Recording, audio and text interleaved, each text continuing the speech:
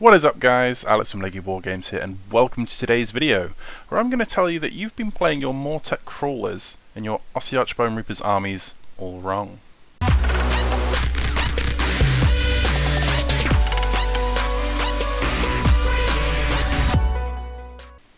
Alrighty guys, so I know what you're thinking from that intro. You're probably thinking, Alex, I know what I'm doing with my crawler, I don't play it wrong. And, well, you might be right. There is a big common trend that I see with Mortek Crawlers a lot that I just wanted to touch on in today's topic, and that is everybody looks at the Mortek Crawler, we have a look at its stat line. We're not doing a deep dive, this isn't a complete tactics video today, but this is just a little hint and tip of how you can improve the effectiveness of your crawler, because a lot of people have this love-hate relationship with the crawler where you're either slinging out like 15 damage a turn or it does absolutely nothing. And I think a lot of that problem comes down to people's perceptions and their target priorities with them.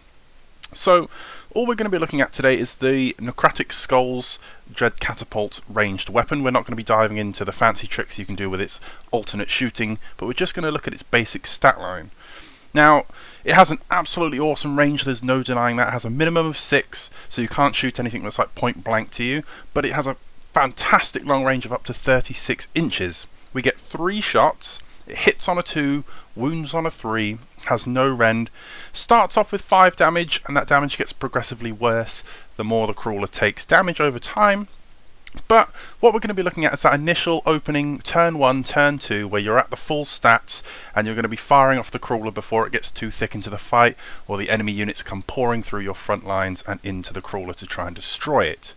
Now, straight off the bat, we look at that amazing 5 damage, and a lot of people are going to be looking at enemy units, say like big hordes of clan rats or a big spear wall of like Lumineth wardens, and you think, I'm going to fire my crawler into those and I'm going to smash them in the face. I'm going to get a couple of wounds through because it's got a very great hit on that 2+ and a great wound of a 3+.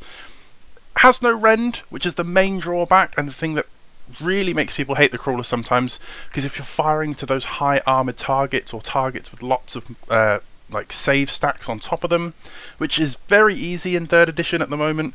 You know, we're in that big kind of, that's one of the things of the meta, if you have an ability or multiple ways to be able to increase your save and ignore all the rend, or against something like this where it has no rend, so you can just make your armor really tough, like a 2+ or a 3+ armor save, you can just shrug off damage like there's nothing.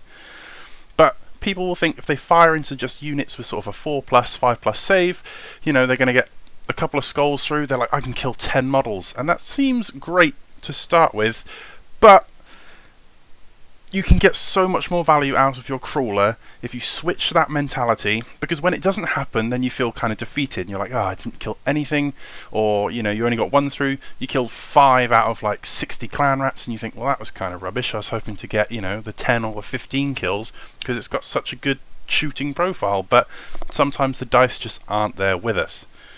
Now, the biggest thing I can say with the Mortek Crawler is shifting that mindset priority of, rather than using it to try and bust through enemy troops and break their lines, you want to be using this as more of a focused, priority targeting, hero sniping unit. The crawler itself clocks in at 200 points, and a lot of support heroes kind of clock in around that sort of 120 to 180 point ratio. So you think if a crawler can manage to take out a support hero, then it pretty much makes its points back point for point in the list as it is, but you have to think of how much value those support heroes are giving to your enemy's army. Myself being a very big Nighthaunt player, I know that heroes and buffs and having those big synergy circles up is absolutely huge. But if you think of how many units would rely on things like that, you know, you've got your Nighthaunt heroes, you've got things like Necromancers in SOULBLIGHT armies, Skink Priests in Seraphon, all the Lumineth Realm Lord heroes do absolutely awesome things. Go to Chaos, they've got things like Bloodstokers in Khorne armies.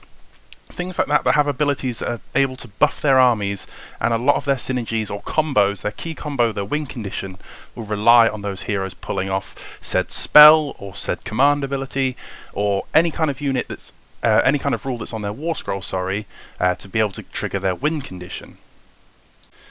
Now, when you think about that, the point for point value and the 5 damage on the crawler, a lot of these smaller support heroes, again, it's not the case for all of them, some of them, like if you go into the Stormcast army, do have better saves, but depending on the matchup that you're in, if you have this opportunity then a lot of these smaller support heroes are on a sort of a 4, maybe even a 5+ save. A lot of the ones that I mentioned, like the Necromancers, Skink Priests stuff, they're on a 5+ save, and they've only got 5 wounds, which means your Crawler, on that first turn, on that opening turn, when it's at max health and it can salvo at 5 damage, only needs to get one wound through, and you can just snipe out that entire hero.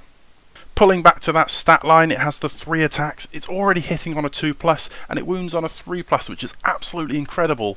You consider that the Crawler also moves 4 inches. At its max range, you have a threat range of 40 inches, which is huge. Now, a lot of these small heroes will probably be next to a unit. They'll be able to claim Lookout Sir to make you -1 to hit, so we're just going to assume that that's always the case. If your opponent puts their hero out in the open on their own, brilliant, you're going to be hitting on 2s, it'll just make it that much easier for you. But just assume the worst, that it's going to be a 3 shots at a 3+, then you're going to hope they fail that save. But if you're targeting those weak support heroes that have only got a 5+ save, the odds are of getting that wound through become much, much higher.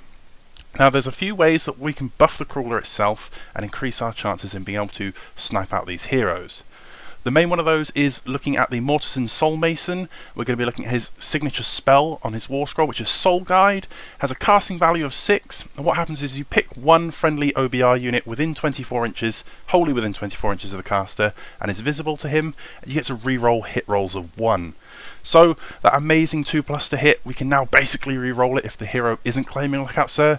If they are, the odds on a 3+ re-rolling 1s to hit is fantastic, and then we're going to get that 3+ to wound. So we've already boosted our chances of dealing that damage significantly. Now, there's a neat little thing on the Soul Mason as well, where he gets to roll a dice at the end of the hero phase after he's casted his spell, and on a 2 to a 5 he can cast it again, and if he rolls a 6 he can cast it up to D3 more times. So, if you go crazy sometimes, like I plan to, because Crawler's absolutely amazing, you might have 2 of them in your list. It used to be very common, it's not very much anymore, but if you had 2 Crawlers in your list, then you can potentially get a Soul Mason to get both of them re-rolling their hit rolls of a 1. Now, the next little trick that we can do is our command ability, which can be used in either the shooting or the combat phase, but obviously we're talking about the Crawler here, so we're going to be using this in the shooting phase, and that is the Endless Duty command ability.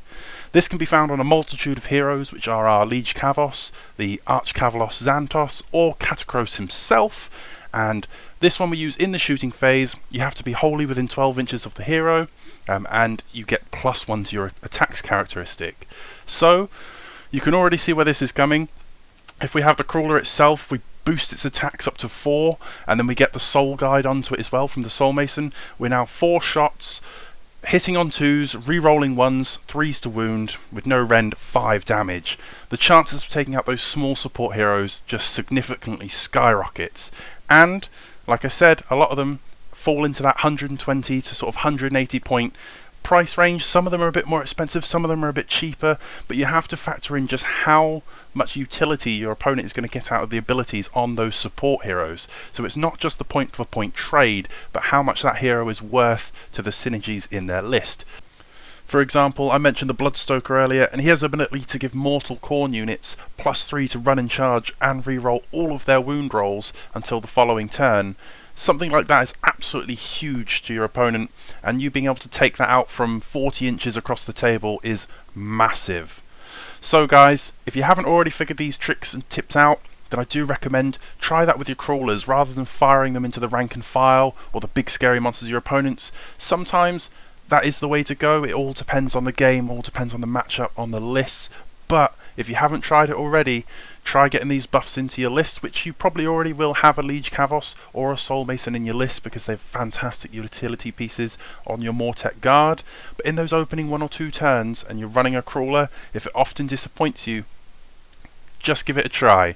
I promise you will not be disappointed in the feeling of taking out those support and utility heroes with your Crawler in those opening turns, and your Crawler will feel like it's paying you back those dividends. So as always guys, thank you very much for watching. I hope you found this useful. Stay safe. Happy wargaming. Psst. Hey you! Did you know that Lakey Wargames now has an official eBay store? You can buy yourself all kinds of pre-painted and new on sprue hobby goodness and support the channel at the same time. There's a link in the description below if you want to check it out. I'd greatly appreciate it, and it's a fantastic way to support the channel. Okay, see you in the next one.